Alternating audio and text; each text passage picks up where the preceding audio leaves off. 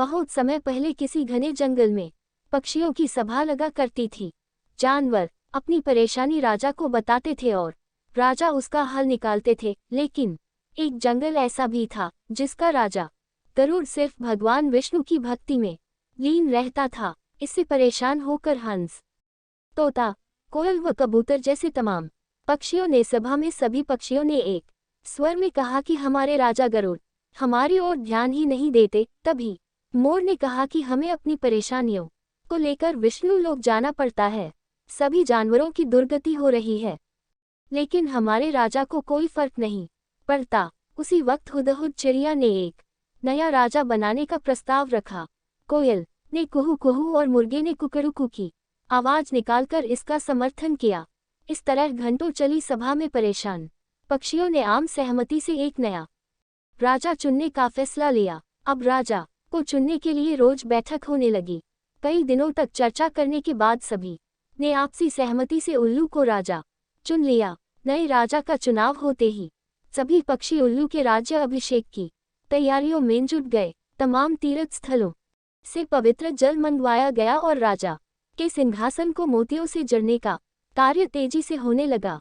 सारी तैयारियां होने के बाद उल्लू के राज्याभिषेक का दिन आया। मुकुट, माला, सब सामान तैयार था। तोते मंत्र पढ़ रहे थे। तभी दो तोतों ने राज्याभिषेक से पहले उल्लू से लक्ष्मी मंदिर जाकर पूजन करने को कहा।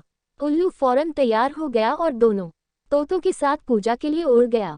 उसी समय इतनी तैयारियां और सजावट देखकर कौवा आ गया। कौए ने पूछा, अरे इतनी तैयारियां किस खुशी में, उत्सव क्यों मनाया जा रहा?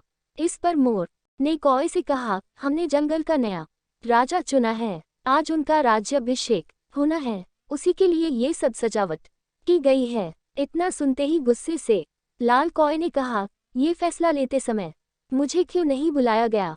मैं भी तो एक पक्षी हूँ। इस बात का जवाब तुरंत मोर ने देते हुए कहा, यह फैसला जंगली पक्षियों की सभा में लिया गया था। अब तुम तो बहुत दूर इंसानों के शहर और गांव में जाकर बस गए हो। गुस्से में काले कौए ने पूछा, किसे तुमने राजा चुना? तो मोर ने बताया, उल्लू को। ये सुनते ही कौवा और गुस्सा हो गया। वो अपना जोर जोर से पीटकर काव काव मोर ने देते हुए कहा, यह फैसला जंगली पक्षियों की सभा में लिया गया था। अब तुम तो बहुत दूर इंसानों के शहर और गांव में जाकर बस गए हो। गुस्से में काले कौए ने पूछा, किसे तुमने राजा चुना? तो मोर ने बताया, उल्लू को। ये सुनते ही कौवा और गुस्सा हो गया। वो अपना करने लगा। मोर ने पूछा, अरे क्या हुआ तुम्हें? कौए ने कहा, तुम सब बहुत मूर्ख हो। उल्लू को राजा चुन लिया, जो दिन भर सोता और जिसे सिर्फ रात में दिखाई देता। तुम अपनी परेशानी किसके पास लेकर जाओगे? इतने सुंदर और बुद्धिमान पक्षियों के होते हुए भी अलसी और काया उल्लू को अपना राजा चुनने पर तुम्हें शर्म नहीं आई? धीरे धीरे कौए की बात पक्षियों पर असर करने लगी। सभी आपस में फुसफुसाने लगे। उन्हें लगने लगा कि उनसे बहुत बड़ी भूल हो गई है। इस वजह से देखते ही देखते सभी पक्षी वहां से गायब हो गए। राज्याभिषेक के लिए सजी जगह पूरी सूनी हो गई। अब जैसे ही उल्लू और दो तोते वापस आए तो उन्होंने जगह को सूना पाया। ये देखकर दोनों अपने साथियों को ढूंढने और वहां से जाने की वजह जानने के लिए उड़ गए। वहीं उल्लू को कुछ दिख तो रहा नहीं था, इसलिए उसे कुछ पता नहीं चला और राज्याभिषेक के लिए तैयार होने लगा। लेकिन चारों तरफ शांति होने पर उसे शक हुआ। उल्लू जोर से चिल्लिया, कहा गए सब? इतने में पेड़ पर बैठी उल्लू की दोस्त ने कहा, सब चले गए, अब नहीं होगा आपका राज्याभिषेक, आप नहीं बनेंगे जंगल के पक्षियों के राजा। इतना सुनते ही उल्लू ने चिल्लाकर पूछा, क्यों? ऐसा क्या हुआ? उल्लू की दोस्त ने बताया, एक कौवा आया और उसने सभी को पट्टी पढ़ाई, इसी वजह से सब यहाँ से। ये सुनते ही उल्लू का राजा बनने का सपना चकनाचूर हो गया। दुखी उल्लू ने कौए से कहा, तूने मेरे साथ ऐसा क्यों किया? लेकिन कौए ने कोई जवाब नहीं दिया। इतने में उल्लू ने ऐलान कर दिया, आज से कौवा मेरा दुश्मन है।